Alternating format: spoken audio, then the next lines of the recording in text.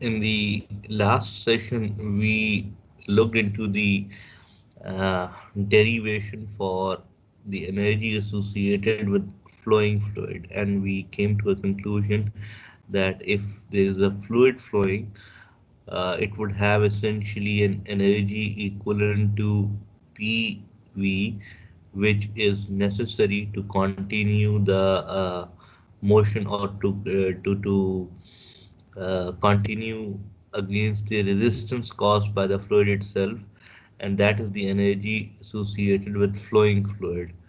Now, we'll start with the total energy associated with the flowing fluid. What is the total energy that a fluid is carrying as it enters into the control volume or it leaves the control volume? So it is the energy which is associated with the mass, the amount of material which is entering into control volume. Basically, if we look, if the fluid is non-flowing, uh, that is the case of a closed system where the fluid is not flowing and stationary. You have three components of energy that contributes towards the total energy of the system. And if the fluid is flowing, as in the case of an open system or control volume, there are basically four components or four parts of energy that are associated with the energy of the fluid that is being provided to the system or that is essentially leaving the system. So if we look at the non-flowing fluid, the energy of the fluid is represented by small letter e.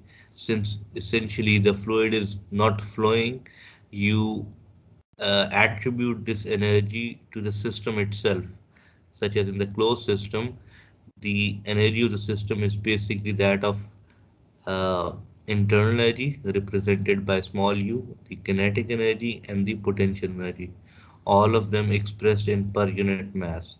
So for a unit mass, there are these three components that contributes towards the total energy of a system as the fluid is not flowing. However, when we are talking about the flowing fluid, as in the open system, we represent the energy of the fluid that that is associated with the system with theta, and it has four components. The additional component is PV, which is the necessary energy to to have a continuous motion of fluid throughout the system. So this is an additional energy other than this E energy, which is again the part of closed system also. Other than this energy, you have the energy requirement for the fluid to keep moving through the system. So there are four components: the flow energy, the internal energy, the kinetic energy, and the potential energy. These four components are basically contributing towards the energy which is being provided to an open system per unit mass. So again, this whole energy equation is dependent upon per unit mass. It is now dependent upon the amount of mass that is entering to the system, which will determine the total energy being provided to the system as a result of mass coming into the system. Anyways, we are also familiar with the combination property enthalpy, which is essentially internal energy plus flow work. So this combination enthalpy, this can replace and modify the flowing energy of the flowing fluid in terms of enthalpy plus kinetic energy plus potential energy, obviously per unit mass. And the flow energy, which is PV, it is automatically taken care of by enthalpy, as enthalpy incorporates both internal energy and PV. And this is one of the reasons why we use this combination property enthalpy.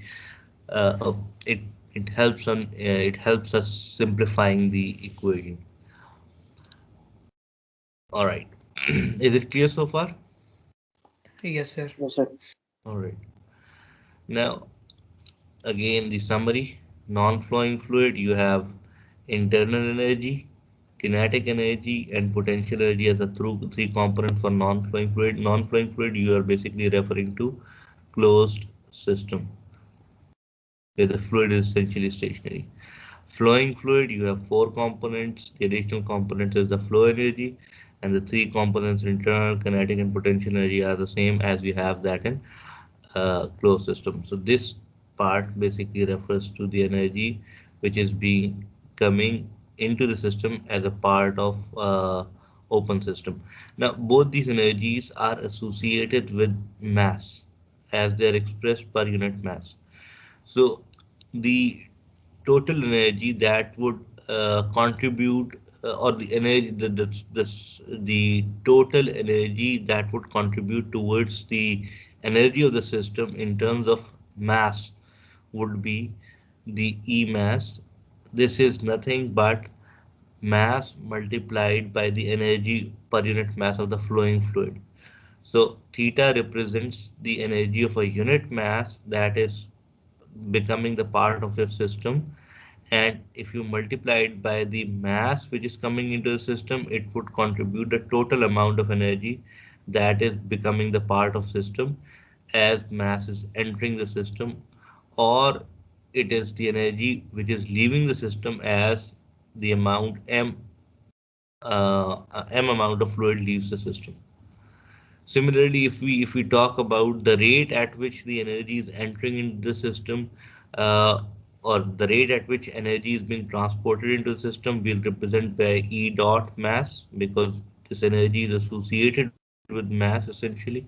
So the mass flow rate, the rate at which mass is entering into the system, multiplied by the energy per unit mass that is being carried by that amount of mass, is basically the rate at which energy is being becoming part of the system or is interacting with the system. I hope this equation is clear to you. Is it? Yes, sir. Yes, All sir. right. All right.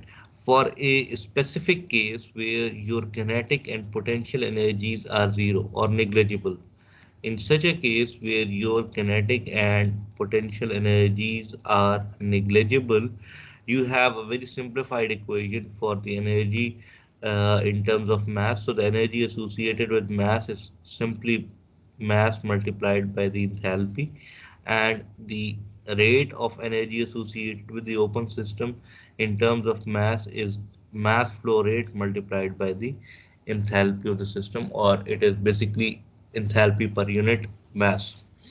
Having this in mind, we come to the point where it says that most of the engineering systems, power plants, the components associated with power plants, they operate essentially operate under steady state conditions. That means a process through which fluid flows through a control volume, although it's an open system, but the flow rate and the properties of the control volume, they remain constant with regards to time. So if we talk about the control volume where mass is flowing in and mass is flowing out, in real time or in real applications, you have the mass of the control volume and the energy of the control volume. It essentially remains constant under steady state conditions. And this is the condition under which this power plant essentially operates. Number two, the properties at the inlet and the exits. If you're talking about control volume being uh,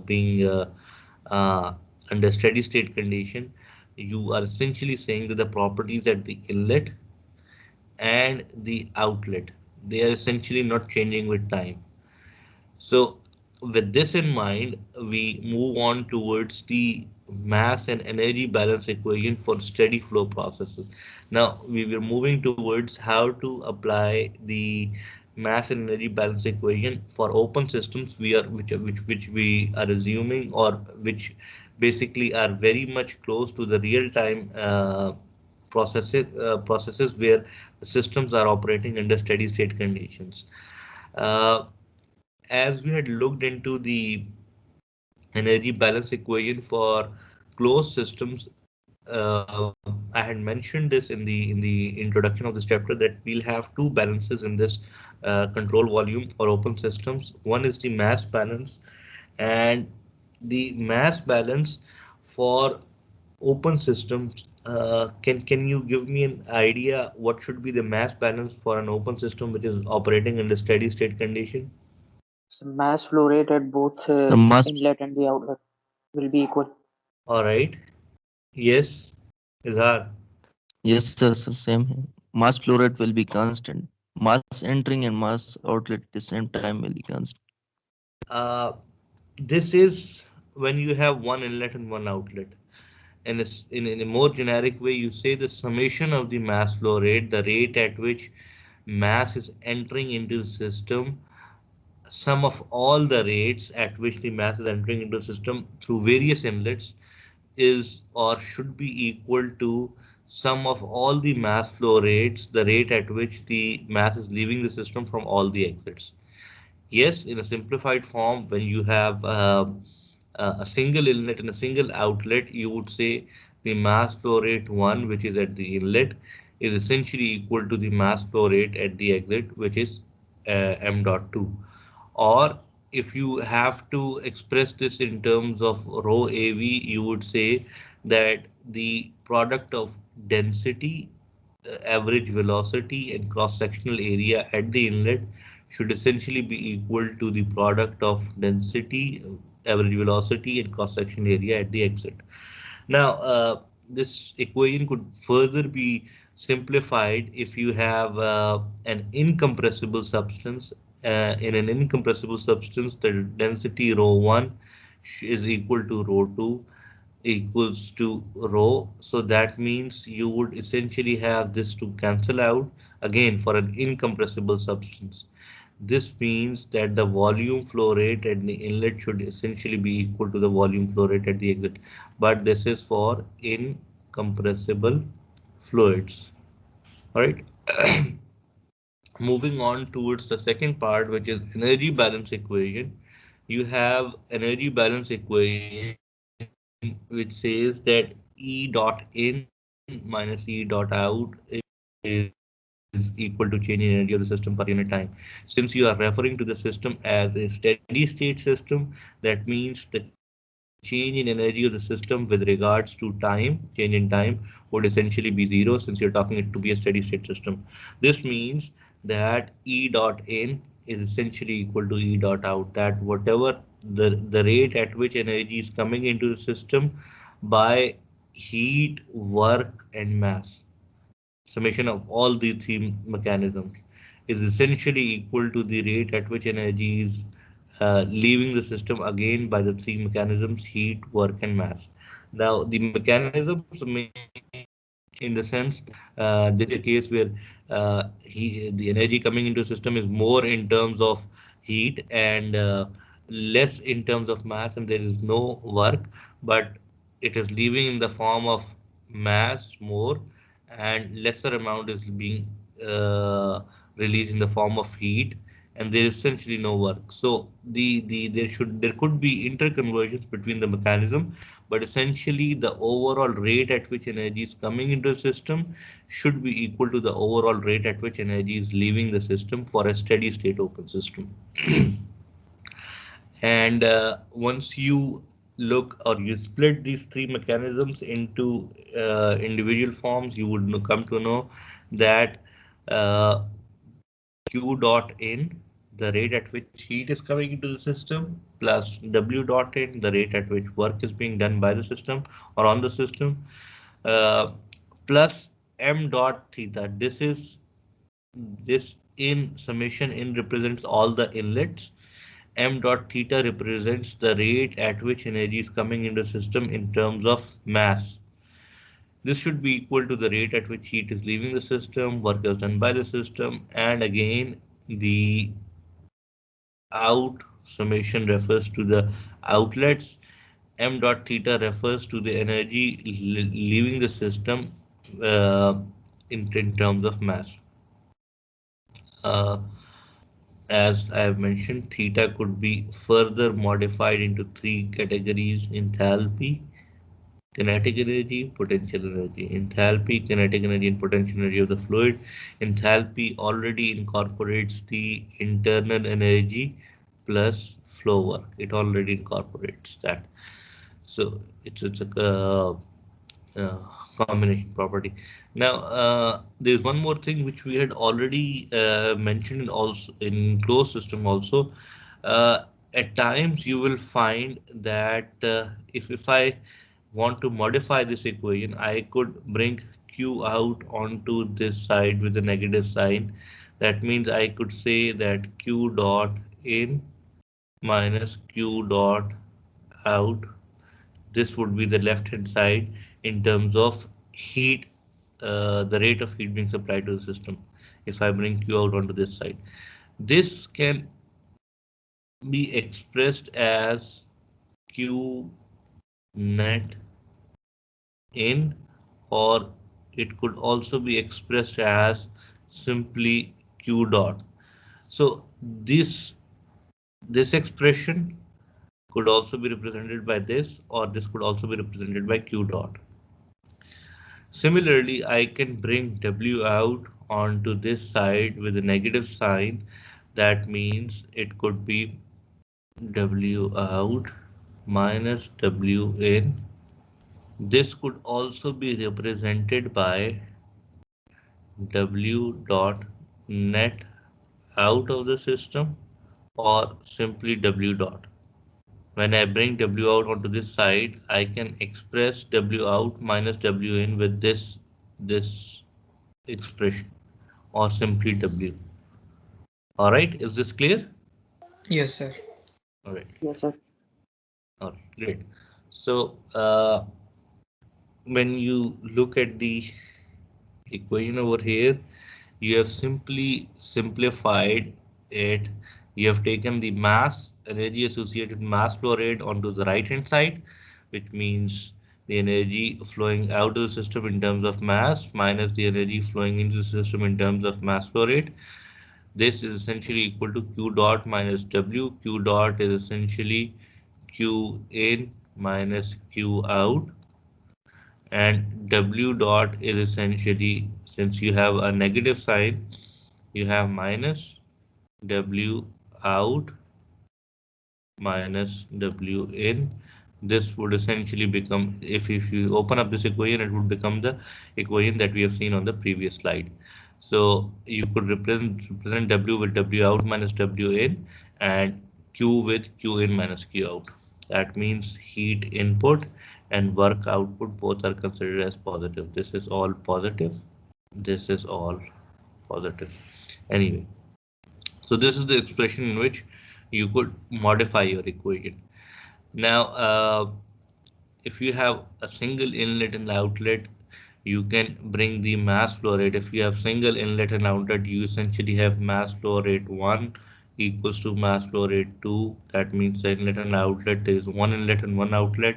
In such a case, this mass flow rate would be represented by M, and you would essentially have H2 minus H1, V2 square minus V1 square, and Z2 minus Z1 as your expression.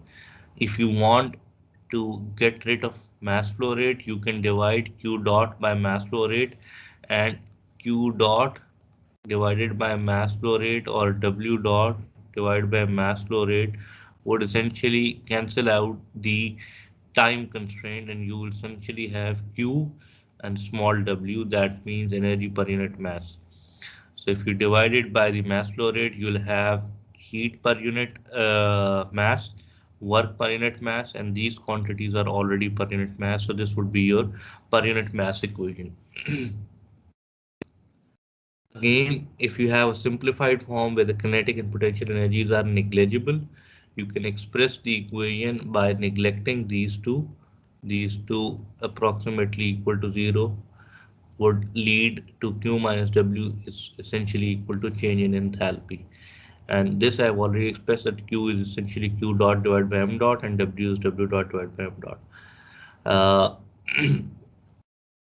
One thing you should be careful of, that in a control volume, the only kind of work interaction that you could have is essentially the electrical work, or the work associated with the movement of shaft.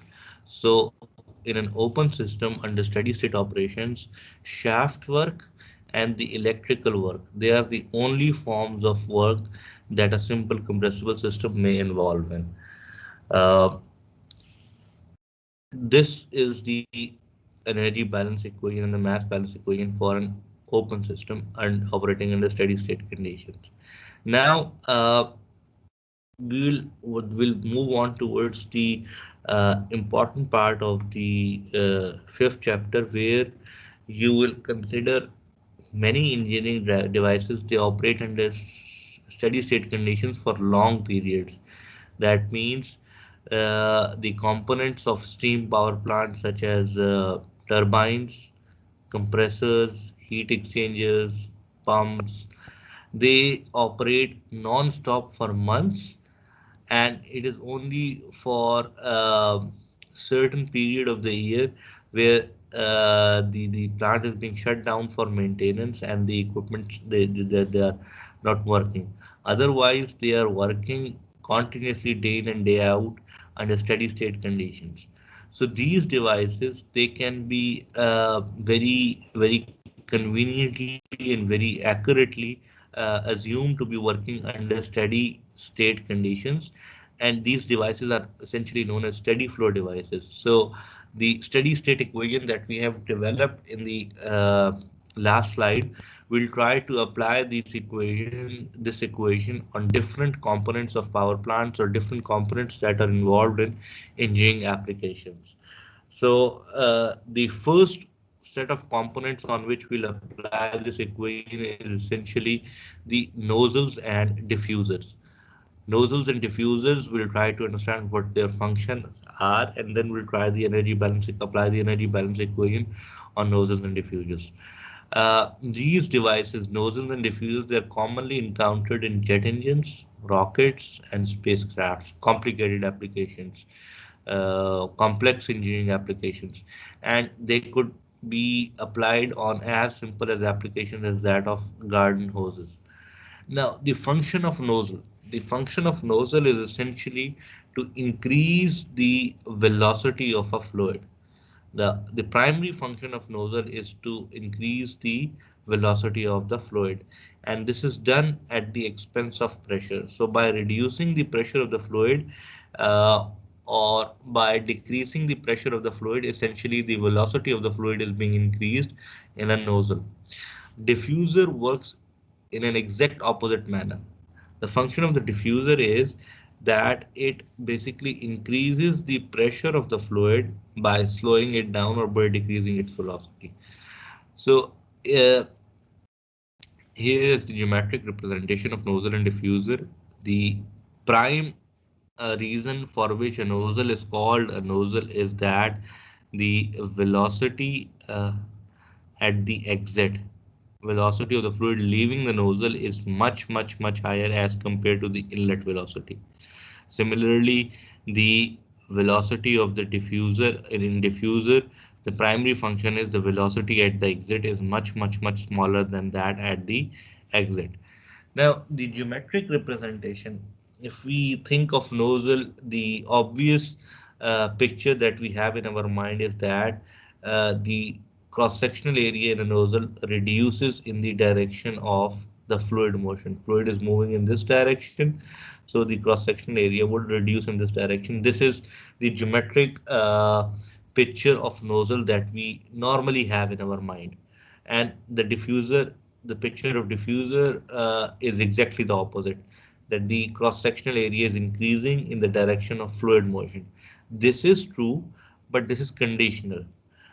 This geometric representation is correct for the flows where we have subsonic flows.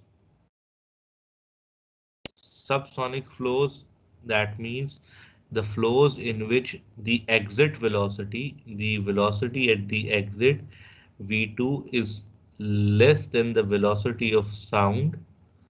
In such a case where you have subsonic flows, that means the velocity at the exit remains less than the velocity of sound. This is correct. that you have reducing cross-sectional area for the new nozzle and an increasing cross-sectional area for the diffuser. But where you have supersonic flows, in supersonic flows, you have the velocities greater than the velocity of sound. In such a case, nozzle would have an increasing cross-sectional area in the direction of fluid, and the diffuser would have reducing cross-sectional area in the direction of fluid. It would be the exact opposite for supersonic flows, the geometric representation. The function remains the same.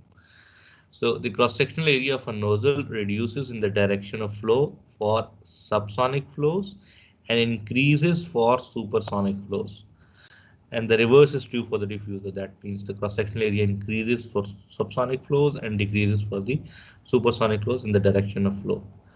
Now, coming towards the energy balance equation for the nozzle. The generic energy balance equation is that you have heat, the heat transfer between the nozzle and the surrounding. If nozzle is your system, the heat transfer rate is essentially zero. Since the fluid is moving at a very high velocity, essentially, I mean, it's not necessary. The heat transfer rate is very much negligible. So you normally assume it to be zero unless and otherwise specified. Similarly, the work done associated with nozzle, there is no electrical work, no shaft work associated with nozzle. So the work done or the rate of work done by the system or on the system is essentially zero for nozzles. And the change in elevation of the fluid or change in potential energy of the fluid is essentially negligible. So if you have these three terms discarded, the energy balance equation would essentially be dependent upon the enthalpy and the velocity of the fluid at the inlet and at the exit. Since you have steady state system, mass flow rate is the same if you have one inlet and one outlet. So you will have essentially the summation of enthalpy plus kinetic energy per unit mass at the inlet should be equal to the summation of enthalpy plus kinetic energy per unit mass at the exit. So this is the conversion that is taking place. Velocity reducing or increasing would have an effect on the enthalpies, corresponding enthalpies. This is the equation for nozzles and diffusers. Uh, I hope it is clear so far. Is it clear so far? Yes, sir. Sir question है sir. Yes. जी. Sir आपने sir एक वो supersonic के लिए sir जो condition बताई sir, in that case हमारी velocity increase कैसे होगी for nozzles at the exit? तो नोजल्स का फंक्शन क्या है? सर वो तो सर जब हमारी ज्योमेट्री सर वो हो रही है, डिक्रीज हो रही है सबसोनिक के लिए, तब तो सर जी। समझ आ रहा है कि second cross sectional area is lesser than the first cross sectional area, so the second velocity will be greater. लेकिन सर अगर second cross sectional area increase हो रहा होगा तो फिर वेलोसिटी कैसे डिक्रीज होगी, सॉरी इंक्रीज होगी? Because you're talking about subsonic flows, वहाँ पे ये equation valid नहीं होगी. I mean, I'll not go into detail कि density कैसे change होगी, क्योंकि this is all related to how the density is changing. When you're talking about fluids or air, because you have rho AV as the as the mass flow rate. So since you're talking about mass flow rate, because you have multiple factors. If you look at this equation, mass flow rate is equals to rho AV. Now you are attributing everything to this cross sectional area. आप ये कह रहे हैं mass flow rate constant है, और जैसे जैसे density भी कांस्टेंट है और जैसे एरिया रिड्यूस हो रहा है, वेलोसिटी जो है उसके ऊपर इफेक्ट आ रहा है, वेलोसिटी इंक्रीज हो रही है. This is what you have in your mind. Is this और is it not so? So sir actually what I had in mind was sir mass flow rate में हमने सर अगर हम दो उस पे हैं सर V1 और V2 के लिए अगर हमने, तो हम इनकम्प्रेसिबल फ्लूइड के लिए बेसिकली डेंसिटी को कैंसिल आउट कर देते हैं, इक्वल होती है. सर आप कहना चाह रहे हैं कि फिर ये इनकम्प्रेसिबल नहीं रहेगा? जी exactly. You Okay. Won't have this equation A V, ये वैलिड नहीं होगी कि क्रॉस सेक्शनल एरिया रिड्यूस हो रहा है तो वेलोसिटी इंक्रीज हो रही है. This won't be valid in such a case. जब आप इतनी हाई स्पीड पे चले जाते हैं तो density would also be an important factor. Clear? Okay. Change density पे भी आना शुरू हो जाएगा. Is this clear? Okay, sir. Yes, sir. I'll not go more into details because you have a complete chapter on these nozzles in Thermo 2. So I'll not go into subsonic and supersonic flows at the moment, but just to give you an answer, uh, the density would also be a factor then. All right, Yes, sir. great. Now, we have looked into the example associated with nozzles and diffusers. Now we'll be looking into an example associated with diffusers, which says that air. Now I have highlighted air. Why? Any idea?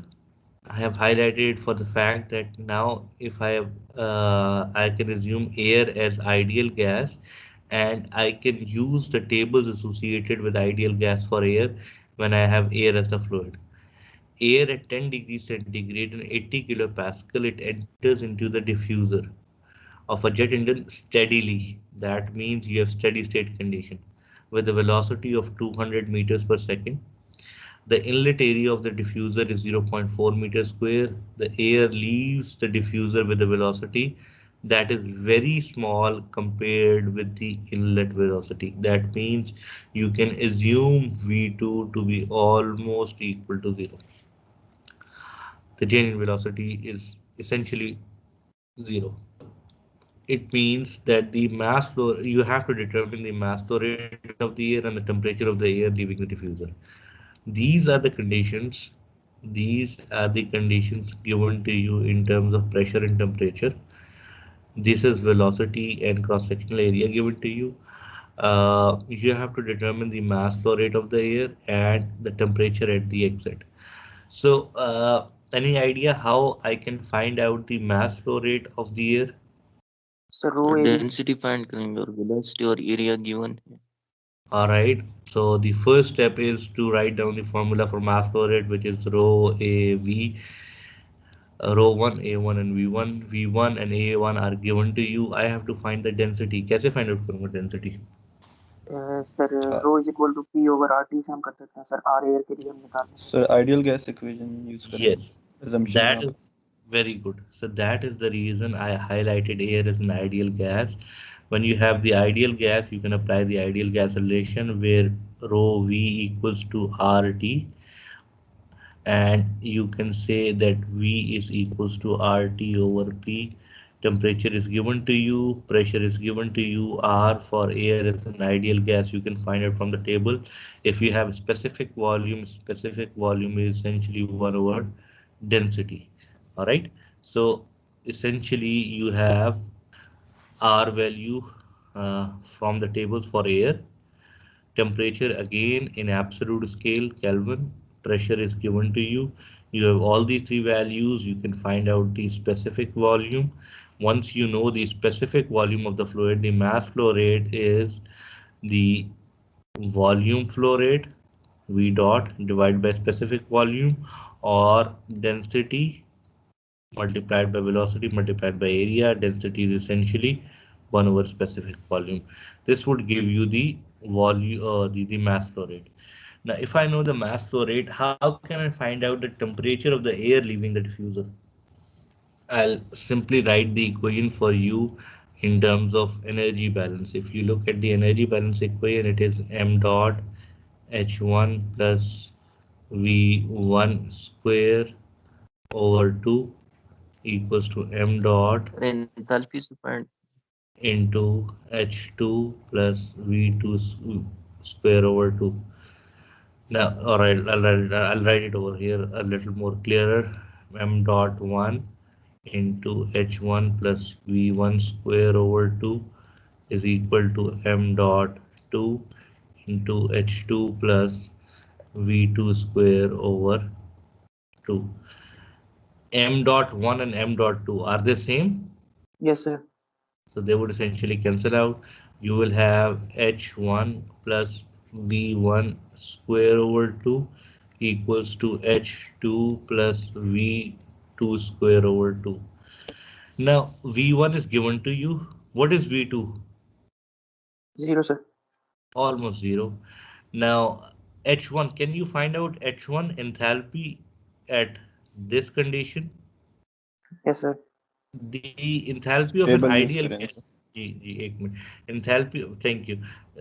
Enthalpy of an ideal gas is dependent upon what? CP, And Cp is dependent upon what? temperature. Right. Yes. So essentially, you know that enthalpy of an ideal gas is more of dependent upon the temperature only. So if you remember, we had three ways how we can find out the Cp of or enthalpy uh, of an ideal gas. If you go back and recall, table A17 is one of the mechanisms in which is the ideal gas table for air, where you can find out the enthalpy corresponding to the given temperature. So if you go to table A17, you can find out the enthalpy for the temperature given.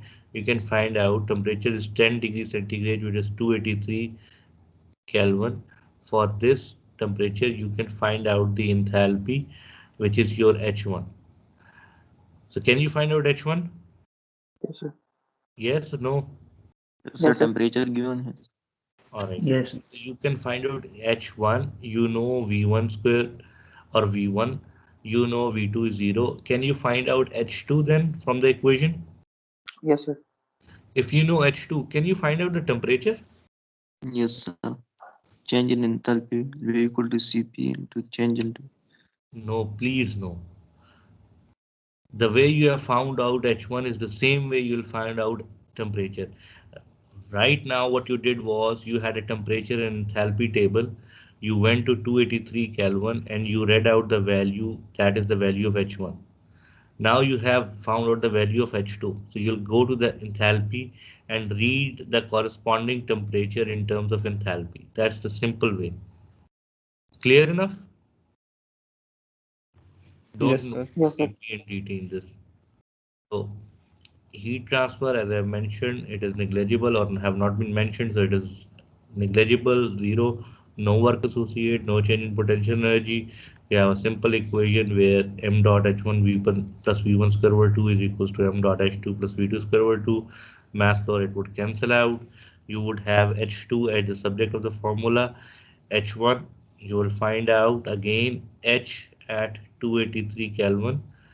H at 283 Kelvin again from the table is 17.